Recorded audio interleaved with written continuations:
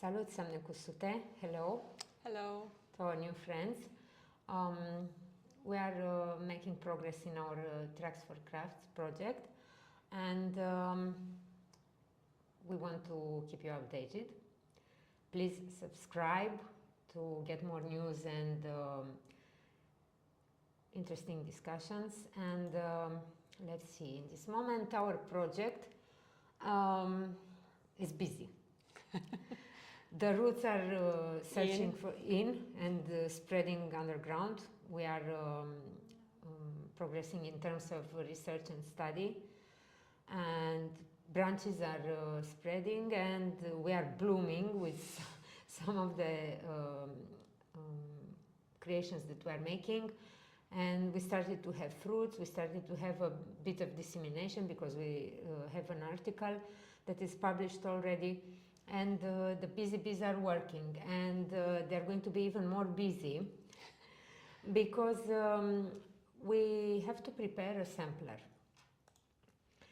As we told in the first video, we see a project like a tree, and it starts from a seed, it grows, eventually it has fruits, we harvest them, and we make to preserve to an archive, right, of everything we learned and we discovered. And we're also preparing a recipe book. Yes. We call it the Needlework Chronicle, which is about how to make embroidery, but not only, how to preserve it, how to document it, how to find connection between cultures. And we are going to have a lot of pages to complete. But we also need a physical evidence to leave behind us. Although, yes, we use all the possible technology, all the latest technology available in terms of digital archives, photos and videos, yet it's not enough. No, never enough. No, we discovered the importance of living proof, because no matter how much we read about ancient textiles, we have to go to the museum and see them. And we also experienced this in our group. We have so many pages with printed patterns, yet textiles is not printing. Embroidery is not photography. Is essential, yes.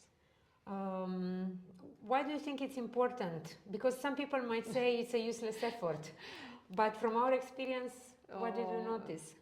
Well, I can speak from my own experience because I explored a region that was not actually so much in the interest of the others in our group, and I didn't know where to start from. Of course, you start with looking for a pattern, a model, and you find one, you're happy, and then you start to wonder what kind of fabric I need, what embroidery I would use.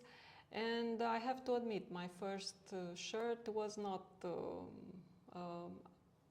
a very good example, but at the time, it was back nine years ago, at that time I didn't have anything at hand, only the desire, the wish to make it, and it wasn't enough.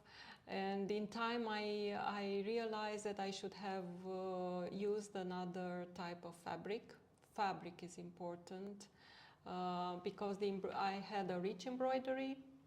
The fabric that I was using was an industrial whatever kind of fabric, and it was thin. And now I am wondering if it will actually have a long life. And I fear for my work because I work so hard to have it, and I don't know if it will last long enough. So in the past, our women used to keep their treasure in terms of patterns and inspiration on large pieces of fabric, like a Pinterest, but on a fabric. And we noticed that, yeah, technology is good and digital archives are great, yet they're not enough. We need to double, like a backup plan for the true samplers, which needs to be yes, because I was looking for old models, And what you see in use now, even on our shirts, are not those kind of models. So you don't have the, say, the key on how to use them. You see a page, you see the model drawn on a page, and then you ask yourself, how would I use this? And the first sampler that I actually saw was at Astra Museum in Sibiu. They have a very big and nice sampler of embroideries from the region that were actually made by the ladies in the area and displayed by the museum. And you would see how different they are from what we saw in the books. In the books.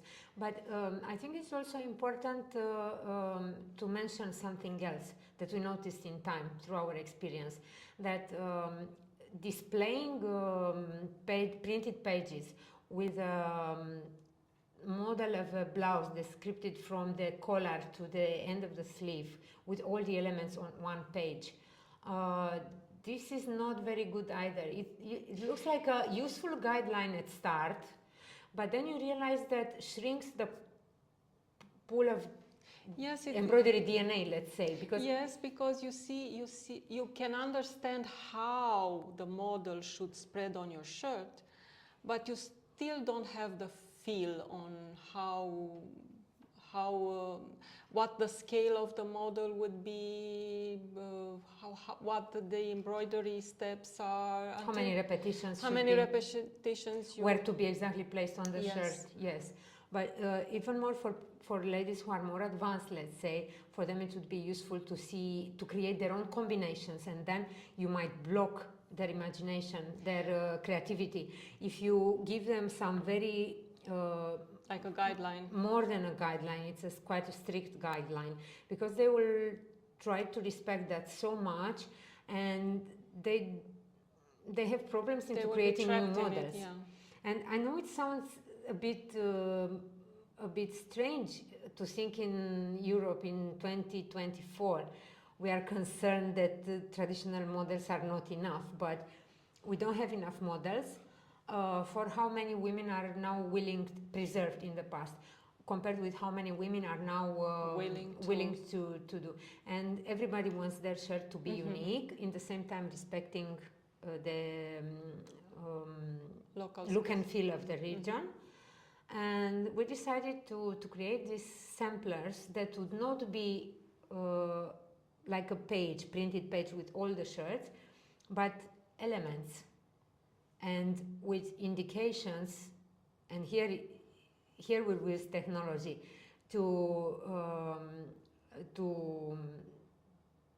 get a recommendation which can be combined with what and how many times and where and for what region and so on. And I've started working. Did you start? I have my list already. You have a list? Yes, and I'm doing my first I've started, and test. Yeah, this is a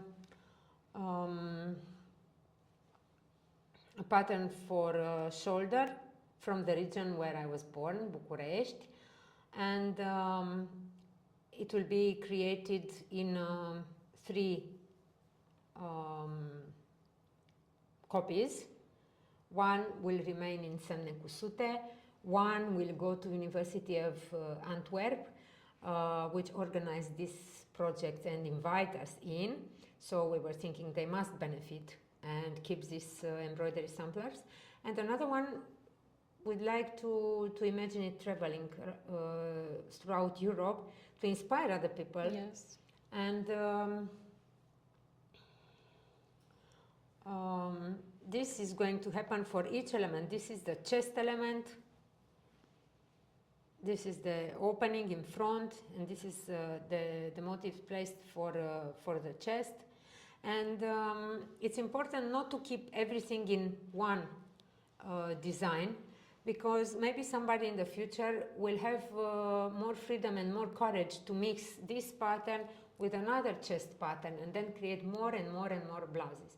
Because I don't know who said it. Do you remember when they criticized the albums, printed albums with models, with designs?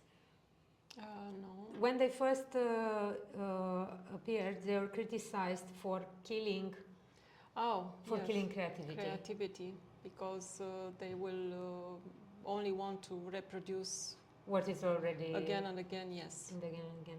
So we are thinking to give them more freedoms in terms of combination and creativity, but more information and support in terms of materials, because most of us nowadays lost the information because we are not making our own fabric, we are not coloring our own threads. We are not even as creative as we were before. In terms of using nature to create Yes. our clothes. So we give less information in one part to encourage creativity and innovation. On the other hand, we give more information in terms of material, the support for the intangible Yes. heritage later on. So this is another pattern that I started, another sampler, and everybody who is willing is invited to join us from our community. And of course, at some point, why not? We would be so happy to enrich this sampler with lace from various countries, regions, starting with the Balkans, maybe with our neighbors like Poland and Slovenia, because they have lace included in UNESCO. Yeah, and Croatia and so many other Greece, countries. of course, They have Bibila. all, of course. So it would be nice to have one for each, lace. at least for each country, at least Yes. one. I think at this moment, everything that we are working on eventually will lead us to this result, to have the recipe book about how we are doing, how we embroider, how we cut the shirts, everything, but also to leave the printed proof of everything that we are doing. Like in a book, you have the information inside the book is not only the book. And we are going to have them on filmed episodes.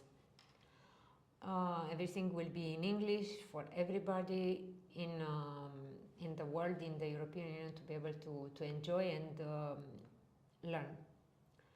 And get inspired. And get inspired. And do you remember the first? Of course. This is the first workshop organized in Bucharest where we had to present some history and some information about rural communities. And Francesca and Clara came from Paris to interview some of our guests that we invited for this, and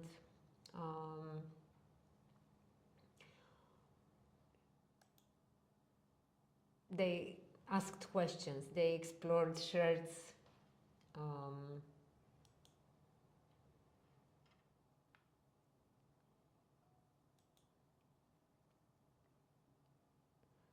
There were children coming from different villages within the Argeș County with a different background. For instance, these girls do not study traditional arts in a school or in an organized manner. They are organized by their mentor, their tutor, who is a lady very passionate about embroidery. And since all the girls inherited the blouse and the stories from their family, they find it normal to dedicate a bit of time.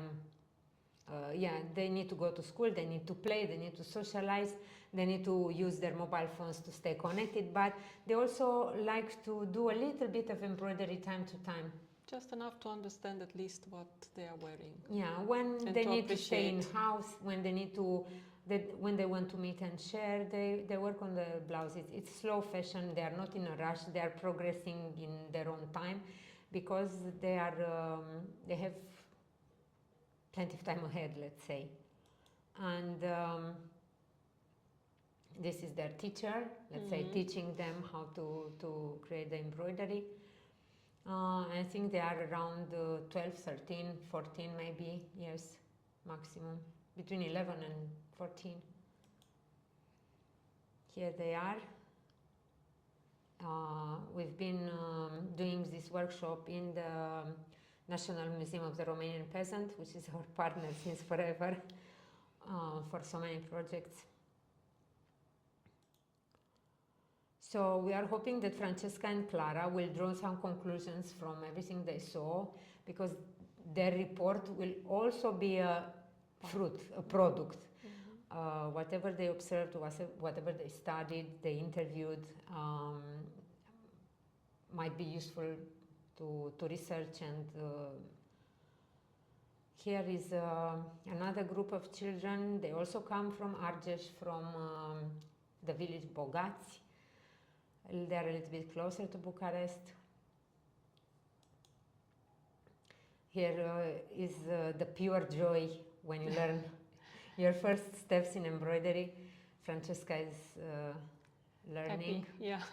And also the lady Maria Ciucă visited us from Sibiu. She's Tezaurul Uman Viu, human treasure, human living treasure. And she's also our colleague of UNESCO file, because she's also embroidering cămașa cu altiță, the shirt with a special embroidery on the shoulder, let's say.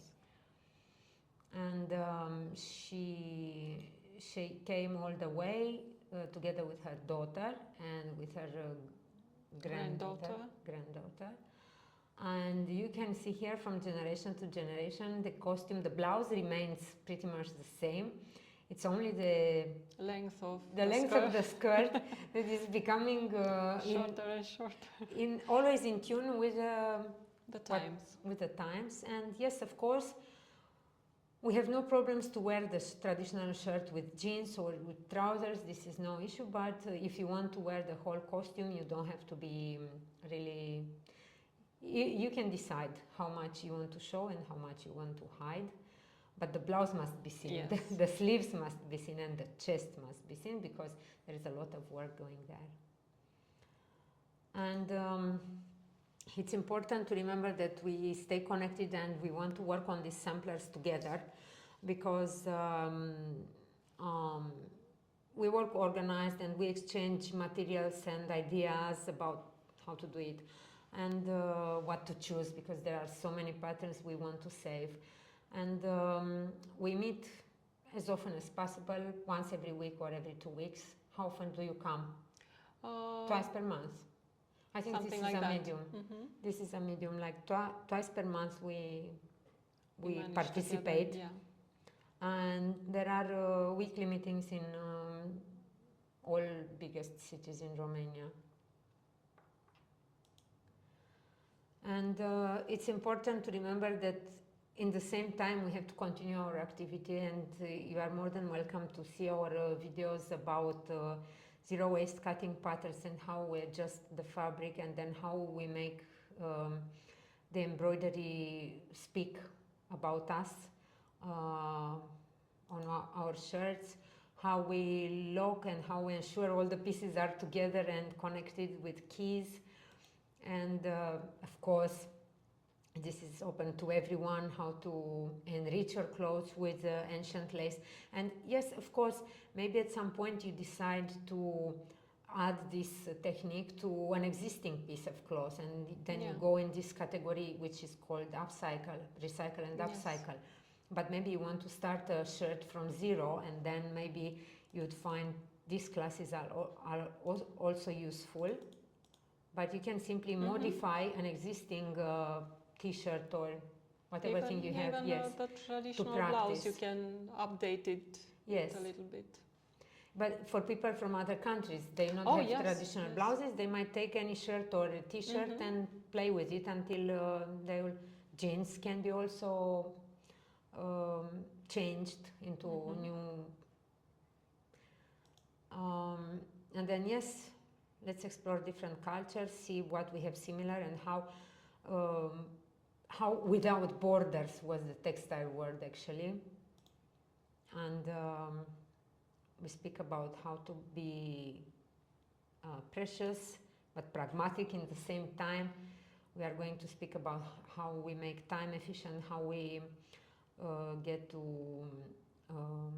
no waste in terms of thread or fabric.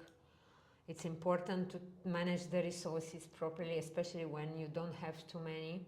Yes. And we are going to talk also about the symbols encoded in the sewn signs and woven signs. Why not, since we explore other cultures? They're all signs. They're all signs, and yeah, it's the same alphabet written on different support. Yes.